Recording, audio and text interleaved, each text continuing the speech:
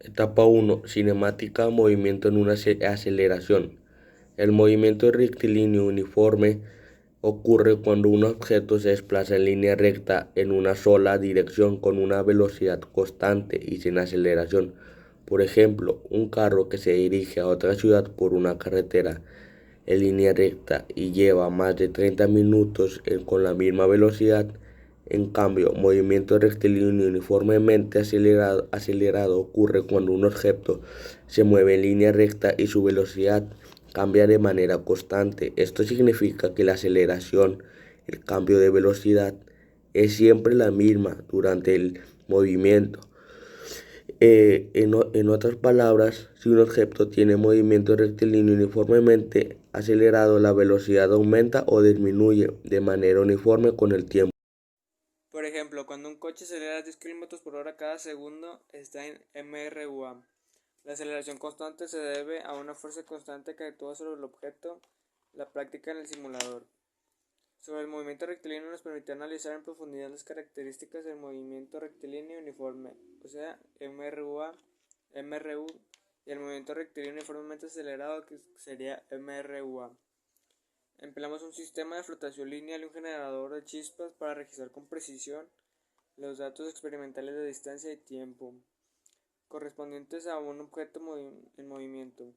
Hablemos de los movimientos el MRU y el MRA, que se logró ver en dos tablas comparativas con contenido de los movimientos en base del proyecto. En esta etapa 1 aprendí cosas muy interesantes a pesar de que estaba un poco nervioso ya que apenas comenzaba el semestre. Yo aprendí cosas sobre el movimiento rectilíneo y la velocidad, movimiento rectilíneo uniformemente acelerado. En esta etapa aprendí que el MRU es un movimiento donde la aceleración siempre es constante y no hay aceleración. Mientras en el MRUA la velocidad cambia de forma uniforme porque hay una aceleración constante. Las tablas y el simulador me ayudaron a visualizar cómo cambia la distancia, la velocidad y la aceleración en cada caso. Me pareció interesante ver cómo el MRUA la distancia aumenta cada vez más rápido, mientras que el MRU lo hace de forma proporcional al tiempo. Esto me ayudó a entender cómo funcionan estos conceptos en situaciones reales como un coche que acelera o uno que mantiene la misma velocidad. Etapa 2: cinemática, movimiento en una y dos dimensiones. En esta etapa vimos lo que es la caída libre, lo cual hicimos en el laboratorio, y se trataba de una pelota de imán puesta en una máquina y luego se cae. Y ese aparato sirve para medir el tiempo de caída de una esfera, según la altura de caída combinando con un temporizador digital. La práctica de laboratorio sobre caída libre nos permitió validar experimentalmente los principios teóricos asociados a este fenómeno y calcular con precisión el valor de la aceleración de la gravedad. Los resultados obtenidos confirmaron que la aceleración de la gravedad es independiente de la masa de los objetos, además de evidenciar la relación lineal sobre la altura y el tiempo de caída libre. Esta actividad no solo fortaleció nuestra comprensión teórica, sino que también nos proporcionó una experiencia práctica invaluable al conectar conceptos fundamentales de la física con su aplicación experimental. En resumen, la práctica fue clave para consolidar nuestro entendimiento del movimiento de caída libre y su relación con las leyes de la naturaleza. Mi conclusión es que en esta etapa aprendí la caída libre, aprendí a cómo calcular la aceleración de la gravedad con distintas masas. Aprendí que la caída libre es desde cierta altura un cuerpo que se deja caer para que la fuerza de gravedad actúe sobre él. Es un caso especial de movimiento con aceleración constante. Mi conclusión de esta etapa sobre la caída libre es un fenómeno físico que ocurre cuando un objeto cae hacia abajo bajo la influencia de la gravedad sin la resistencia del aire o otros factores. Etapa 3: cinemática, movimiento circular, práctica de movimiento circular con un simulador.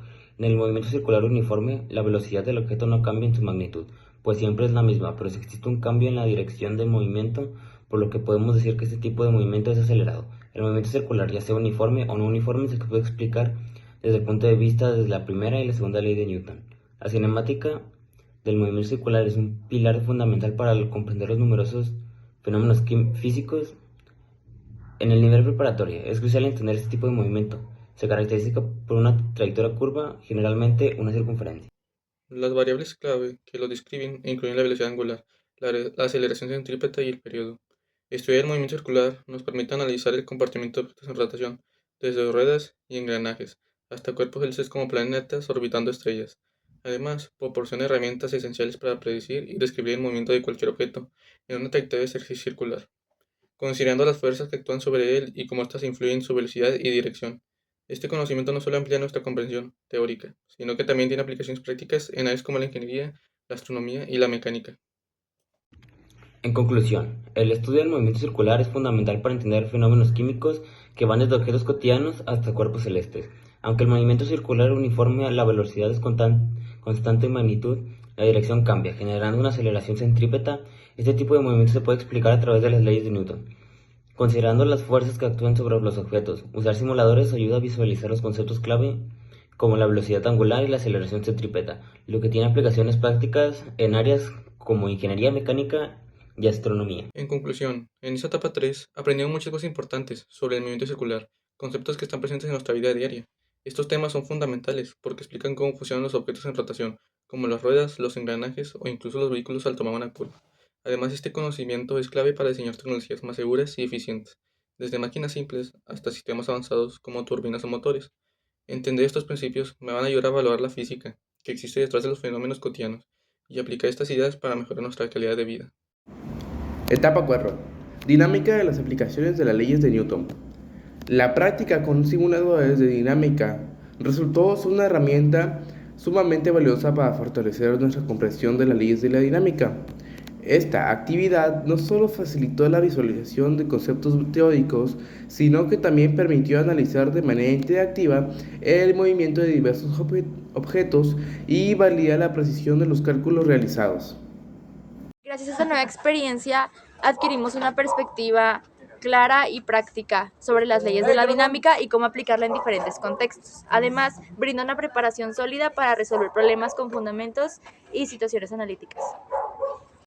Esta es mi conclusión sobre la etapa 4, que son las leyes de Newton.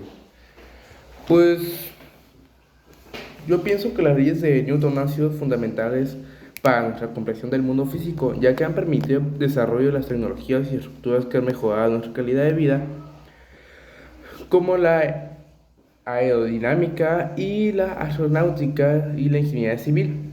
Sus aplicaciones han sido esenciales para el diseño de vehículos, máquinas y estructuras que se requieren de diseño y estabilidad. En resumen, las leyes de Newton han tenido un impacto significativo en todos los avances tecnológicos importantes. Ya.